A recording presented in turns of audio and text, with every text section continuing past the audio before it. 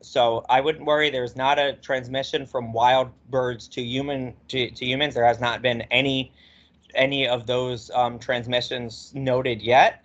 Hopefully, we don't get there. But again, these diseases are mutating on the factory farms, and the birds are getting it from those factory farms.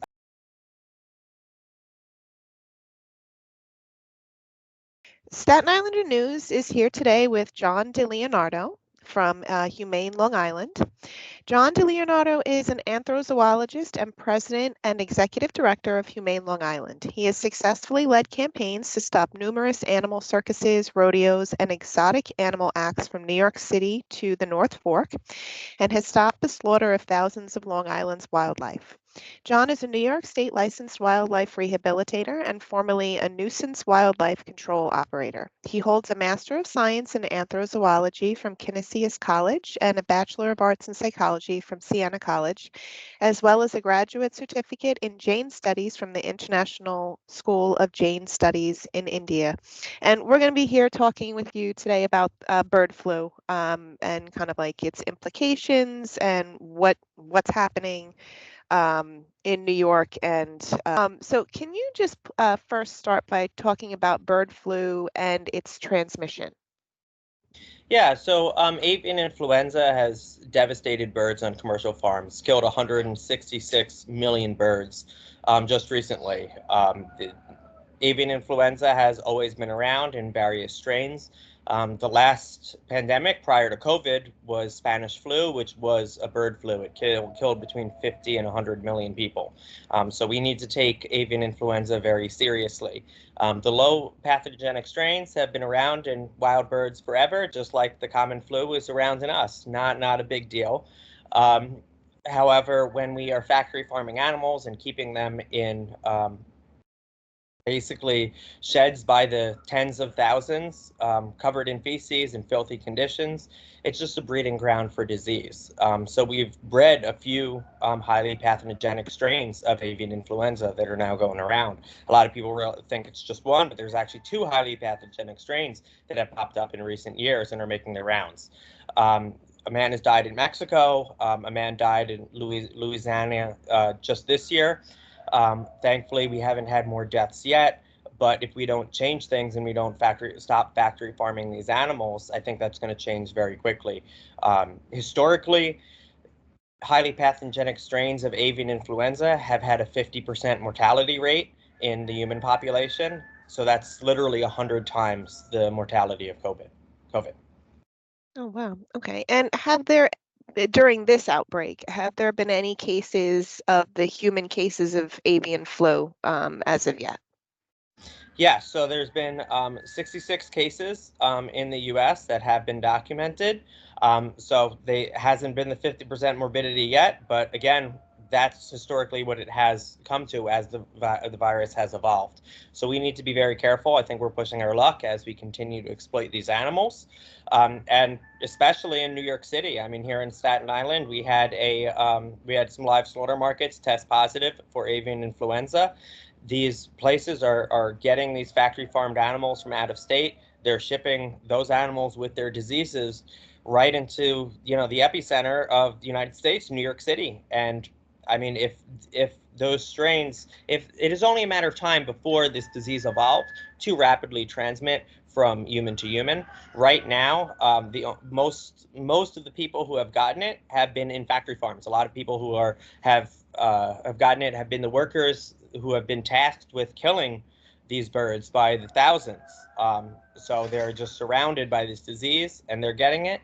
But as the disease evolves, say like we just we're still a little bit in flu season. If someone get a common flu and they get avian influenza, the RNA between the two viruses will easily just trade, and it will become a super virus that will easily pop from human to human to human. So that's something we definitely need to avoid, and we can't start caring about this disease when that happens, because when that happens, it's too late. We're looking at millions dead.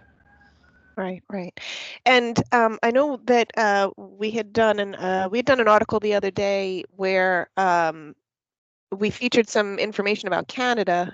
They don't keep more than 1 million birds in one farm. So each farm has like maybe 20,000 birds or whatever. So if an outbreak happens and they have to kill 20,000 birds, that's not the same as having to kill 2 million birds, which then makes it so that there's no eggs on the shelves. And I know that that's kind of for Staten Islanders, for New Yorkers, that's where they're seeing it, is that you go to, up until this week, you would, when we went to Target, there is an egg shelf, completely empty, little sign over there that says we can't get eggs right now. Now there's eggs there. Like as of last week, there's like a few eggs there.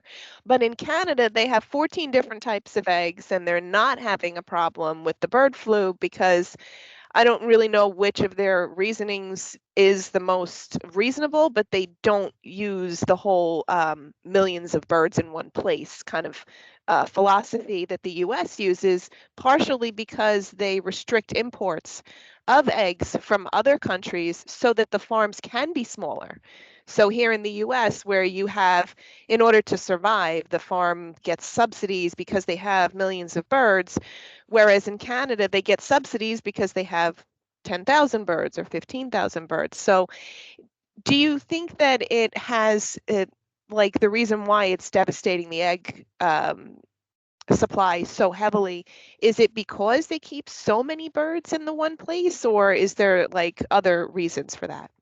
I mean, yeah, I think it's strictly due to keeping animals in these small confines, with millions of birds. But I would say, if Canada allows up to a million, I mean, a million is far too many. I mean, a million birds, there's no way to keep those conditions sanitary. There's no way to stop transmission, and you're not looking at each individual bird every day and going, oh, this one is sick, and pulling him out. You're just pulling out dead bodies every day.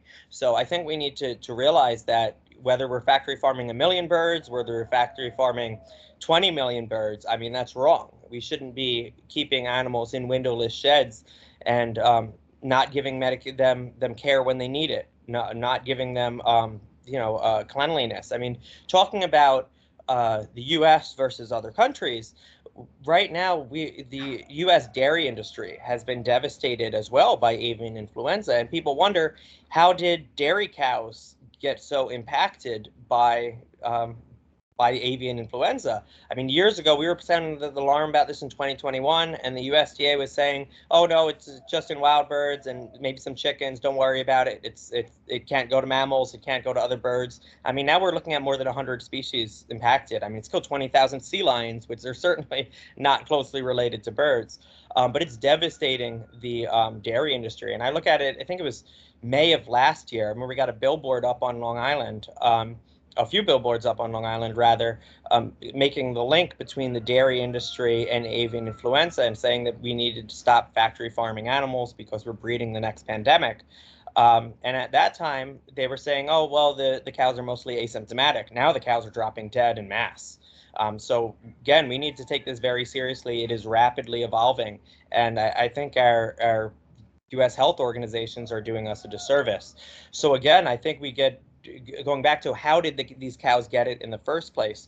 In the United States, this we allow the feeding of something called poultry litter to cows in the dairy industry. Poultry litter is literally the scrapings of dead birds, feces, just filth from the bottom of those factory farm floors to be fed as cheap feed to these cows. And we wonder how the cows got avian influenza. I mean, it's disgusting how we treat our animals here. I mean, poultry feed is or poultry litter is banned as feed in every country that I know of, all of Europe, and I'm sure most of the world wouldn't even think of such a sick thing. I mean, I think that's just it's just showing how little our food system cares for us. And I think that unfortunately, our government is just very much in the pocket of our food system and is not taking this disease as seriously as it should be. Right, right. Yeah, actually, we had a conversation with Rabbi Jonathan Bernhardt. I'm not sure if you saw that, about factory farms and stuff, and that was a new one. I did not know. I thought that they just fed the cows dead cows, not dead chickens. Yeah. Feeding vegetarian animals who have evolved over thousands of years to be vegetarians, other dead. Okay, that's like, That's okay, how we that's good. created mad cow disease. I mean, we're creating all sorts of diseases. I mean, I think it's the CDC says 75% of emerging diseases are of zoonotic origin. I mean, COVID was as well. So, I mean, we need to stop treating these animals like merchandise, stop treating these animals in filthy ways. We need to Right. start caring about the welfare of these animals in order to stop these diseases from evolving and spreading. And again, So we can't wait till another Spanish flu happens. That killed 50 to 100 million. And I mean, that was when our population was a lot less. So I think we can expect a very high, even higher death toll if that flu was to evolve today. And I think it is rapidly evolving. So we do need to be very careful. I mean, it's even shown up now in cats. It showed up in tigers in the wild, tigers in captivity, cats in the wild. It showed up in 20,000 sea lions. I mean, it's in the dairy industry. It is rapidly evolving to devastate all sorts of animals. I mean, one of the first animals that it evolved to devastate was actually minks on a factory farm. I think it was in Sweden, one of those, a country around that area. I believe it was Sweden. And a lot of places have now outlawed mink farming, which I think we need to start doing. We need to start outlawing these factory farms. I think going from, 10 million to 1 million is not the solution. I think we need to start, go back to old McDonald's farm and stop keeping these animals in windowless sheds. That we need to cut their toes off, cut the ends of their beaks off, just so they can't kill each other in the 6 weeks that we give them before we kill them. I mean, just the way that most media has been covering even the Crescent Duck Farm here on Long Island. I live about 5 miles from Crescent Duck Farm. It's been covered like they're a small family farm. I mean, they kill over a million. They killed over a million ducks a year prior to their COVID expansion, and they did the same thing as at COVID. They did a sob story about how hard it was for them, and then they were going to have to kill all their ducks. Well, they kill their ducks at 6 weeks old. Would you have to kill them at 5 weeks, and then you got government subsidies to cover it? But then they got a COVID loan and they expanded. So who knows how many they were killing? But they cut the ends of the baby birds' beaks off when they're only a day old because they keep them in such horrible conditions that they would cannibalize, that they would self-mutilate, just like we would if we were kept in those horrible conditions. So we need to stop treating these animals the way that we're treating them, and start caring for their welfare, or we can expect this disease to continue to evolve. Right, right. And they have one of the things that we were talking about was that cruelty as compassion, where they cut off their beaks because they're being compassionate so that they won't eat, like you said, self-mutilate or harm each other. But if you didn't have them in those horribly cruel conditions, you wouldn't have to cut off their beaks. So it's actually just cruelty, not compassion. Absolutely. So I it's mean, I think humane farming, and when we talk about it in the U.S., it's a bunch of just buzzwords. It has no real meaning. I mean, if you're talking about you're cutting off the end of a duck's beak for their own welfare, I mean that's ludicrous, and we need to start questioning everything these factory farmers are saying if they think we're that gullible. I mean, we have an international duck defenders project. I'm proud that the National Geographic says that we're the leading domestic waterfowl rescue in the country. So I know ducks very well. I have like 25 ducks here on the property right now that we've recently rescued. And they have this little bean on the end of their beak that is like our fingertips. They have most of their feeling in there. So when they're foraging around, they can feel for bugs. They can feel for whatever it is that they're trying to consume. And when they cut the end of the beaks, they're cutting straight through that. So it's causing them like phantom limb pain basically in their face for the rest of their life, which is incredibly cruel. And again, I mean, I talk about the rest of their lives, but they're killing them at 6 weeks old. That's the standard age that you kill ducks and you kill chickens in the United States for their food. right. And when you have a factory farm where the animals, one or another, like how do they discover this disease in their farm? Is it they find dead animals at the bottom of the cage? Do they notice that one of the animals is like leaking stuff, or what? And then what happens in that situation, like, is there anything that they do to treat them, or do they just kill the whole flock and that's like what they do? Yeah, so on factory farms, it's a daily occurrence that you're going to find dead bodies. Depending how big it is, could be the dozens, it could be 100 bodies every single day. I mean, they build in the mortality. They say if we cram this many in and 10% die, well, we're still making more profit than if we let them free range. So they think it's worth it. So when they're saying, oh, there's avian influenza, it's because there's a massive die off. That maybe they don't have a dozen die in a day, maybe they had 100, maybe they had 1,000, maybe 10% of their flock didn't die by the time they grew to slaughter, but 10% died in a day. So especially chickens are extremely prone to this. Chickens die almost instantly when they get bird flu. Waterfowl, a lot of them tend to be asymptomatic, which is really dangerous because on these duck farms they may not show symptoms, and if you're having a massive die off, your birds have probably had it a lot longer than you knew they had it. And I mean, we look back into, if I go back to November rather of 2022, there was an outbreak of avian influenza in the live slaughter markets in New York City, and that was back when they were saying, "Oh, there's little to no risk to the public. Don't worry about it." When we knew, this is a disaster waiting to happen. So we actually exposed this outbreak, and I think the only outlet that really covered it was Lancaster Farming in Pennsylvania. They knew these concerns were real because they're in the farming industry, whereas everyone else just went ignored. And the U.S. Department of Agriculture and Ag and Markets actually ordered that those animals all be killed, or actually, sorry, not even all be killed, just from the one market. So there was one market that was tested positive, and then there were 55 markets in New Jersey, Long Island, and New York City that were linked to that outbreak. They had the same supplier, so it was assumed that they all would also have avian influenza. It's not like they got them at the live market. They obviously got them from wherever their supplier was.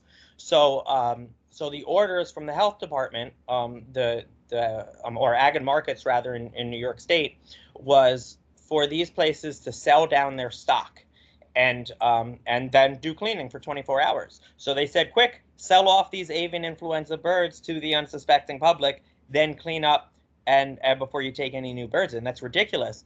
And again, I said it was November of 2022. It was actually the week before Thanksgiving. So you know how many people in New York City ate avian influenza Thanksgiving?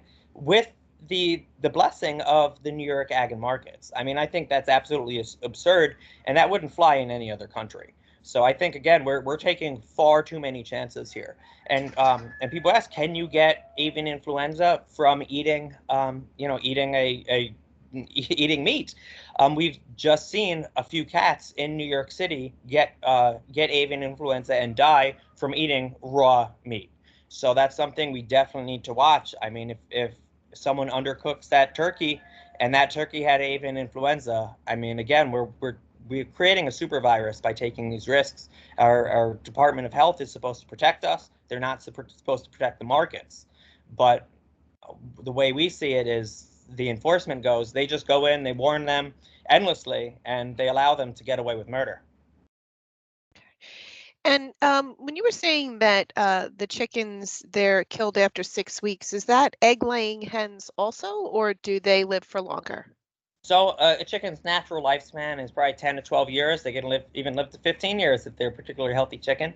But in the commercial factory farming industry, they kill chickens, ducks, a lot of most poultry by 6 weeks old when they're still peeping.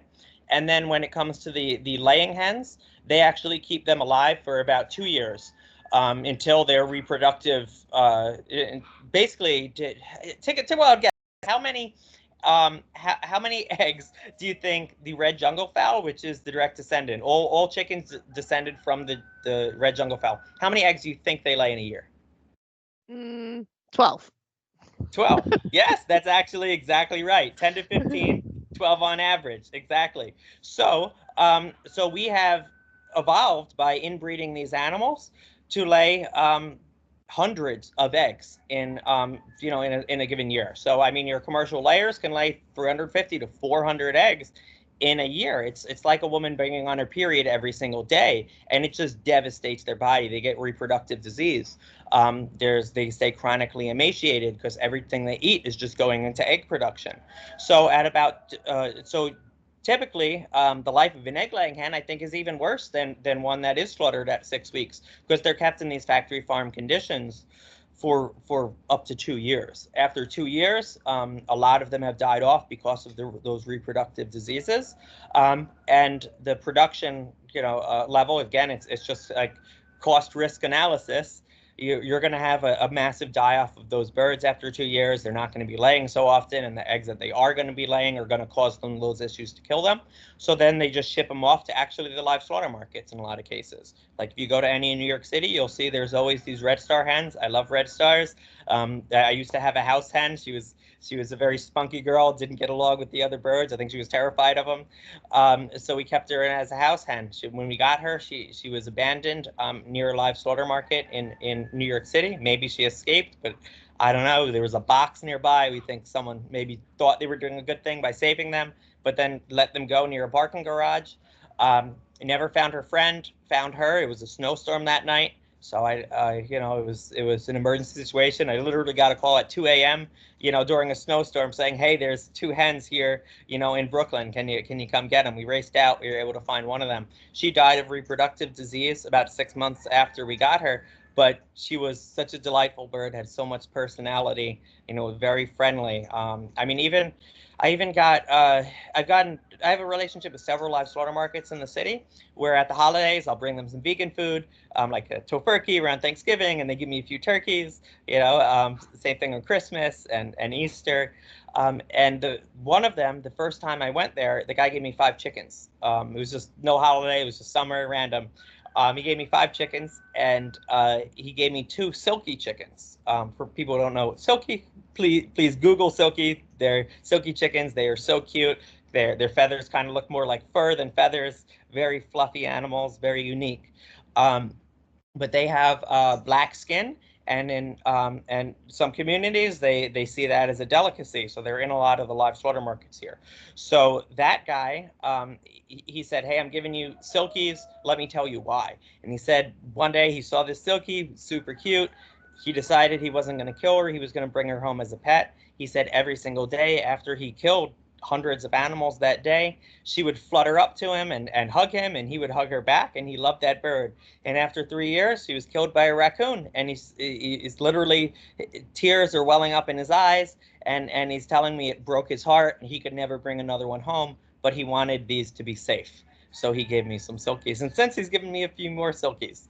So I think even the people that are doing this every single day as their livelihood, they know it's not right. They still have a heart. They're just doing this to for a business. But I think we got to remember that animals they value their own lives inherently. They have inherent worth beyond that dollar. So we encourage all those guys to transition their business model to something else. While I was just in New York City with mayoral candidate Curtis Sliwa and NICLAS, and my friend Donnie from their turn, we visited a whole bunch of live slaughter markets, documented horrific conditions there, animals with necrotic wounds, huge gashes in them, very, very, very bad conditions. Shortly after, the governor ordered the live slaughter markets closed. Because after the first outbreak of avian influenza in the live slaughter markets of 2025, she ordered them closed for a week and for them to clean everything, just like they ordered them in 2022. But in this case, I think about 10 days later, they were open again, and we've had numerous outbreaks of avian influenza in the markets without a peep from the governor's office, without a peep from ag and markets. So we went there to show how sick these birds are. Even though I get these animals surrendered, I got a turkey at Thanksgiving last year that had septic arthritis in her wing. She had a broken wing, was becoming septic. It ended up, we were able to stop the infection. It was a deadly infection. We didn't know if she was going to make it. We were able to stop it, but it stopped the growth of her wing, so she has a dwarfed wing now. someone was going to consume that bird. Her and her mate also had bumblefoot, which is staph infection on the bottom of their feet. Someone was going to consume that. I mean, I've gone into stores where they're selling chicken feet, and you could literally see the staph infection on them. It's just so widespread in this industry. Obviously, that's not something we should be consuming. I have a silky chicken who's actually on the way to Tamerlane Sanctuary and Preserve in New Jersey today, not that far from, just over the bridge from Staten Island. If anyone wants to visit, Tamerlane Sanctuary and Preserve. I have a silky chicken headed there today from a live market. We actually rescued her there at from Easter, April of last year, but she was so sick, she wasn't even ready to go to a sanctuary until very recently. So even the animals that we're getting out of there, and it's not like they're just saying we're giving you birds that we can't sell because they're too sick. They're just reaching in, they're grabbing a random bird, and this animal is so sick that we have to do emergency surgery, or we have to give them emergency meds to save their lives. Okay. And you were mentioning earlier about the workers. Did they have PPE at these live slaughter markets or at the factory farms? Do they give their workers PPE at all? I think it varies on the factory farms, but my experience shows that they really only are using PPE when, when the authorities are watching, when they have an inspection. The USDA and Ag and Markets, these inspections are all announced, not unannounced, announced. They're telling them, hey, we're going to be there, so everyone's on their best behavior. I mean, that's not realistic. That's not what we should be doing. You go to any live slaughter market in New York City, people aren't even wearing masks. I mean, we went there, we went to 3 recently in one trip. Not a single person was wearing any sort of PPE. We were wearing our masks, we were wearing boot covers. The workers were just wearing jeans and a t-shirt. Right. And we wanted to talk about the low risk of transmission from wild birds, particularly turkeys, and I'm adding pigeons because we're talking about pigeons next week with PETA. And why testing them, would it be necessary or unnecessary? Yeah, so I think if you have a mass die-off, it would make sense to test them. But if you're just seeing, one bird dead here or there, I wouldn't worry about it. I mean, the DEC right now is not testing widespread for these birds unless there's a massive die-off. They're telling all the wildlife centers to just dispose of that body normally. So I wouldn't worry. There's not a transmission from wild birds to humans. There has not been any of those transmissions noted yet. Hopefully we don't get there. But again, these diseases are mutating on the factory farms, and the birds are getting it from those factory farms. I mean, I think that some of the birds are responsible a little bit for the spread, particularly waterfowl. They're picking it up on factory farms down south and then bringing it up here. But I mean, even then, are they really the primary spread when we are intentionally bringing animals by the millions into the epicenter of the United States here, bringing them to New York City, bring them to Philadelphia? Just had an outbreak as well. I was just working with activists there. We're bringing these animals from these factory farms to these major cities. I think it's convenient to blame it on the wild birds.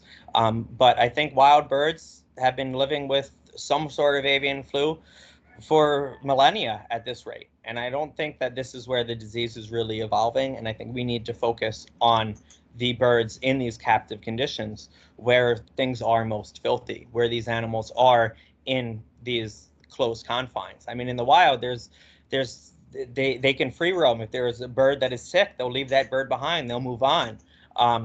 Survival of the fittest.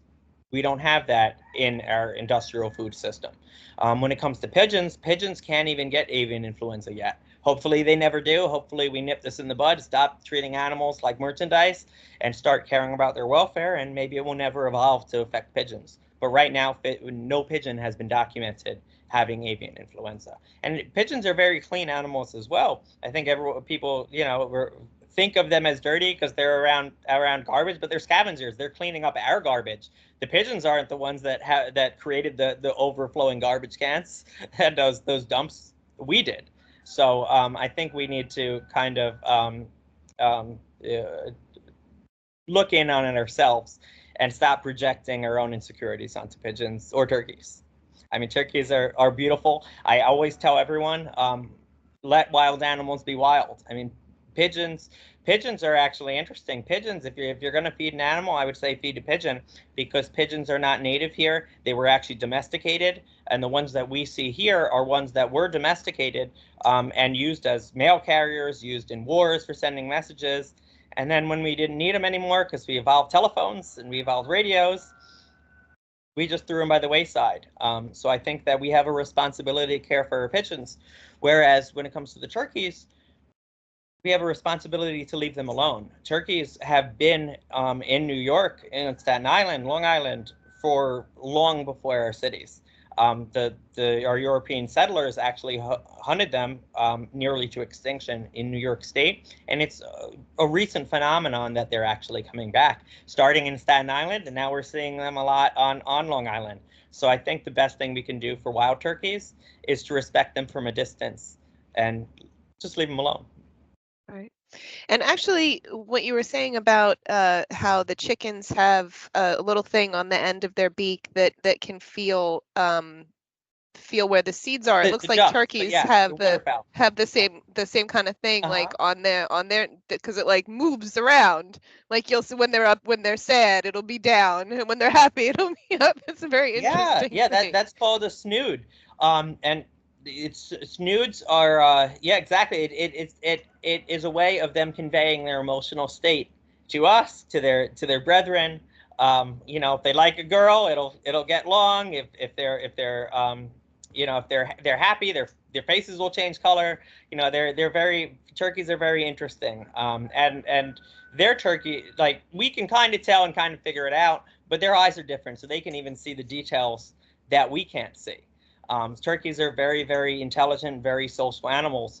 But going to factory farms, I mean, they cut their snoods right off. They don't just cut the end of their beaks off; they even cut their snoods off because they keep them in such close confines that they don't want that being cannibalized. So again, if you care about turkeys, don't eat turkey, get a tofurkey.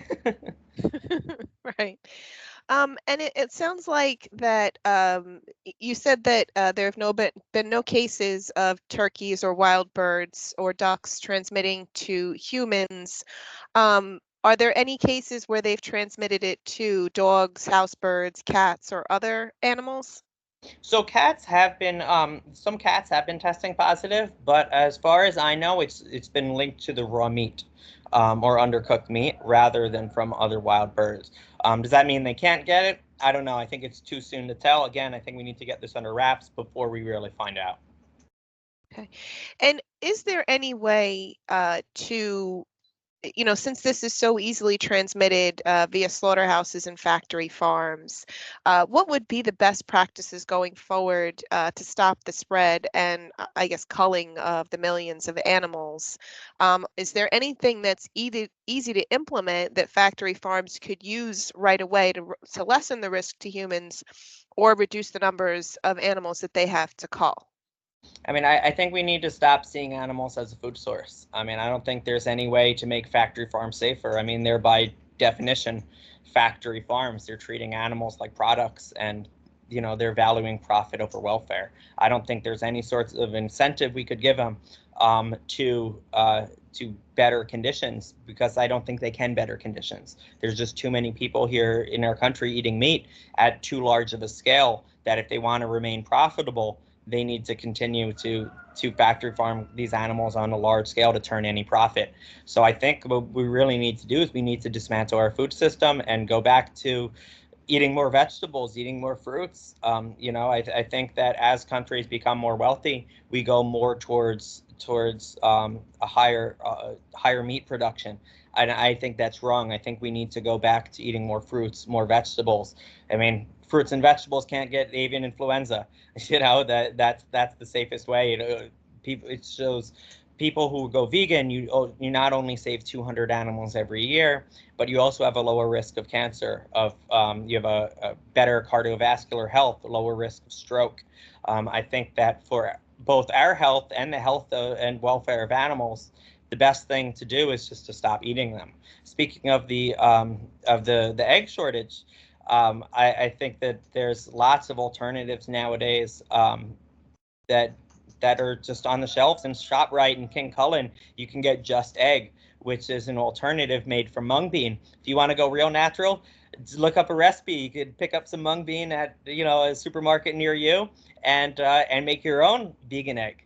So I think that we need to start looking at those more natural alternatives rather than getting processed meat from a place that is ravaged with disease. Okay, and so so it's possible that is it possible for in America for, I guess, the factory farms to kind of become excuse me, like small farms again? Or is it like that it's impossible for them to be profitable and to produce enough, and that's why they have to do the factory farms? But then when you actually look at the factory farms and how they make their money and how they operate, it's actually the opposite. They're really not making themselves more profitable, but is it something where going back to the smaller, more rural farms and having less people consuming meat would actually be beneficial in this kind of a thing? Yeah, I think as people eat less meat, a lot of these factory farms can transition to plant-based farming. A lot of farms have actually turned literally their old chicken sheds into mushroom farms. So there's organizations out there that are actually working. If anyone here owns a factory farm and they want to transition, or even any live slaughter markets, you can contact me at humanelongisland.org, and I'll put you in touch with people who have made that transition. And are very happy for it. There's the name is escaping me right now, but there's an animal sanctuary in Texas that was founded by a cattle ranching couple, and their parents were cattle ranchers, their grandparents were cattle ranchers, and they said, I don't want to kill animals anymore. And they transitioned to an animal sanctuary model, and now work with farmers all over the country to help them transition to plant-based or mushroom farming. Oh, nice. Um, and so outside of for consumers to stop eating chickens either temporarily or permanently, what other ways can consumers protect themselves from getting bird flu? So is there any risk of transmission of bird flu from the eggs laid by the infected birds or by consuming meat? I know you had said before you have to fully cook it, but if meat is contaminated with the avian influenza, does cooking kill it all, or is it still unsafe? Well, right now we know that heat does kill it at high degrees of heat. So if you cook things very well, you do minimize your risk. But I would say don't take that risk at all. Don't eat that meat. It's going vegan. You save 200 animals a year. It's better for your health. It's better for the welfare of animals. It's better for the environment. So again, you can contact us at humanelongisland.org. You can also contact PETA at PETA.org and request free vegan starter kits, and they'll get you started. I think it's never been easier to leave animals off your plate and treat yourself better, treat your environment better, and treat animals better. Cool. Yeah, so we actually were having a conversation a couple of weeks back with orthomolecular medicine physician who he has been working on cardiovascular health for years, and he was saying that that people should eat meat because you need that amount of protein. Like you need 2.5 grams per kilogram or 2 grams per kilogram of body weight per day. And he was saying that there was no way to actually get that, which is not the case. It's harder to get complete proteins. You need to do more research, and you need to study if that is someone's concern, that they want to get a lot of protein. But there are so many sources of complete proteins, like nutritional yeast, like blue-green algae that you can add, which are sort of vegetarian, sort of vegan. I mean, they are an organism, but it's not the same as like a factory farmed animal. I'd still call them vegan. Yep. And like chickpeas are also complete protein. Most people don't know that. And there are other, so people can get the protein that they need. Yeah, there was actually a study done recently that examined animal protein, plant protein, complete protein versus incomplete protein in muscle building, and they found that there was virtually no difference, despite this long-standing, complaint from a lot of animal-based scientists saying that we need these complete proteins. The most recent data shows that that's largely overstated. So I think that, and again, like you said, if you want to be part of that and say you need these complete proteins, you think they are so much more important than these other ones, then you can certainly get that in a plant-based diet without much effort, honestly, just a little bit of research. I mean, you look at UFC fighters and Nate Diaz, Nick Diaz, they're vegan. You look at strongman Patrick Bohemian, he owns 12 world records, he's vegan. So I think there are plenty of places, people out there. I mean, there's actually a lot of NFL players now are actually going vegan, not just for animals or environmental, but for actually performance sake, saying that they feel lighter, that they feel same strength, but they feel quicker, they have more stamina because of that plant-based diet.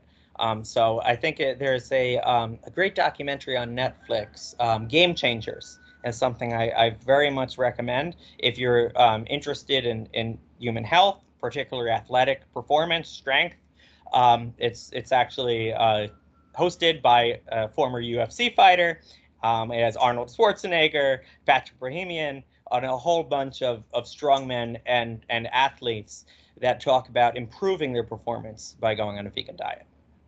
Oh, nice. Yeah, and I actually know somebody who just recently went vegan from a Burger King, McDonald's kind of diet. Oh, And they were telling me like they feel so much better and like you said, lighter, just more energy, more fewer naps in the afternoon or need yeah, to nap. You know what I mean? Like you need to sleep and stuff, and some people do still want to nap in the afternoon, but you don't have to. It's not like that. You feel like you're like so sluggish that you want to just go to sleep. yeah, So yeah. it's definitely something that people can benefit from. Well, I Uh, worked seasonally when I was in college. I actually worked on I did sanitation, I did parks work, and I remember when my freshman year, I was jacked. I was working out and I was throwing up almost 300 pounds on a bench press, but it was hard work. I was tired at the end of the day. You know, I was winded running on that sanitation route. You're running and lifting for like 3 hours straight. The second year, I was living that college party lifestyle a bit. Wasn't in the gym so much, but I had gone vegetarian. The job was a lot easier. The third year, I had gone vegan, and I was just shadow boxing alongside the truck, working out after work. I had just the stamina difference was just I could not believe it. I originally thought when I was going to go vegan, I was like, oh, I'm going to be, scrawny and shrimpy, but I guess, I'll do it for the animals. And it was the exact opposite. I kept all my strength gains, but my stamina just skyrocketed. So if anyone who is listening or reading is thinking about making the switch, but is hesitant for those reasons, just make the leap. You'll be very glad you did it. all right, awesome. And I definitely would be interested if you could share that study with us Sure, sure, afterward. That would be great because sure, I, sure. I Yeah, yeah. hadn't heard about that. Yeah. So is there anything else that you would like to add today about this topic, bird flu and all of that? I think that to prevent the next pandemic, we need to transition to more plants, less animals. We need to start caring about our animals and caring about our people. I think that factory farms, they prey on vulnerable populations, not just animals but humans too. A lot of the people that are suffering from this disease are undocumented workers, and I think it's very dangerous right now because those are the workers who are not going to report the animal abuse. Those are the workers who are not going to report the disease because they don't want to get deported. So I think that is something that's important as well. If you care about humans, you care about people, you care about the environment, you care about your health, leave animals off your plate, and you're doing a lot for all sorts of justice and health food systems. Awesome. Yeah, we actually when we had the conversation with the rabbi, he had mentioned this place called Postville, which I'm not sure if you're familiar with it. No. It was a slaughterhouse which was raided not because of the animal abuses, but because of like what you said, they had all undocumented migrants working there. They had no PPE. They were working 12 to 15-hour shifts, not Yeah. even with a break, nothing like that. And because they were undocumented, they didn't report it, but the ICE found out about it somehow. Someone reported it, and they arrested the owners of the place for the worker conditions, and they shut down the slaughterhouse. But in that um, in that shutdown, the conditions were also revealed not just for the humans, but for the humans and for the animals. It was really, really bad. So a lot of people did soul searching at that point who were using that slaughterhouse for their meat in that Yeah, community. there's a great book, I think it was in the 80s, called Slaughterhouse by Gail Eisnitz, who at the time was a USDA agricultural inspector. And her book is pretty much just from the perspective of a USDA worker, talking not as much about the conditions of the animals, but what the conditions of the animals are doing to the human workers that are being forced to work there. She talks about how there is an increase in substance abuse, spousal abuse, child abuse in these areas, not because these guys are bad people, but because they just can't deal with the conditions that they're forced to work in. So, I mean, they're slaughtering animals every single day. It hardens you. It makes you crazy, and you go back and you take that out on your family, or you take it out on yourself through substance abuse. But back then, when she published that book, it was a bunch of white men who were in the slaughterhouses. Now we have additional issues because people are suffering the same consequences, but there's less resources for them to get the help that they need. Right, right. Okay, well, it was really great speaking with you today, and I think that that our readers will definitely learn a lot about bird flu and maybe be a little bit less nervous about the turkeys and the pigeons, because that's been like a Awesome. concern recently. Awesome. Good. Good. I'm glad. Yeah, Thank you we so love all much. our birds in New York City. Yeah, it was good to speak to you. Thank you so much, John. Have a Always a great rest of pleasure, your Heather. day. Thank you. Thank you. They will take a bird that is seriously injured, sores and lesions, and it's bleeding. They'll sell it. Now we're under this emergency of bird flu. They really need to just shut them down permanently. It's not a matter of if, it's a matter of when avian influenza becomes the next pandemic.